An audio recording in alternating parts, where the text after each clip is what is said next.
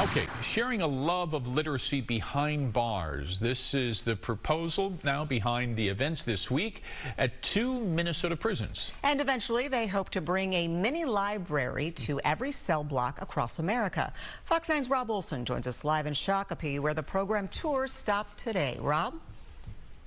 Yeah, today here in Shakopee. Yesterday they were in Faribault. This is part of a greater tour in which inmates are helping select a first-of-its-kind major book prize. More on that in a bit. But also what's part of this is just bringing a love of literature to those who are on the inside, and brought by people who've been there themselves. Tried to make sense of blood spilled on the carpet, the reddest deafening scream. The poetry of Randall Horton comes from the pain of his own years of incarceration. The frame holds a metal door to contain utter disbelief. The book of his own poetry he read from bears his inmate number as its title. Since incarceration, writing was a thing that sort of saved me. After his release, he earned a PhD and is now a college professor in Connecticut. To get back up, do it again. His audience of 70 incarcerated women. I love literature, I love reading, I love learning. It's taught me a lot. They understand the relief brought by literature. Well, I mean, I've been reading my whole life. Books have been huge to me. But then when I came in here, I read them a little bit differently. Horton's visit on Friday was to the women's prison in Shakopee and part of a nonprofit initiative called Freedom Reads, who bring authors and artists into prisons. Over 50 visits nationwide already this year. I understand it because I was one of the people that people came inside to do something for.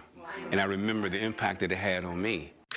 Freedom Reads' other major mission is to get these handcrafted freedom libraries into every single cell block of every single prison in America. That these libraries contain 500 books of a curated collection, so they're the same 500 books in every housing unit. We're in over 300 housing units nationwide right now. And this was also part of a 6-state tour, collecting votes for the first ever major book prize, selected entirely by those incarcerated. I think for us, reading is kind of a way of life in here. I mean, I walk and read a book because I don't want to get involved in, anything bad. I want to stay on my track. Books kind of help us do that.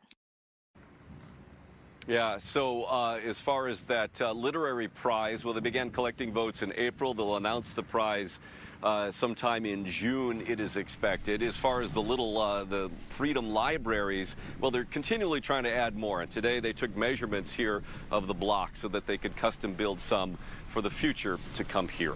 Live at Shakopee, Rob Olson, Fox 9.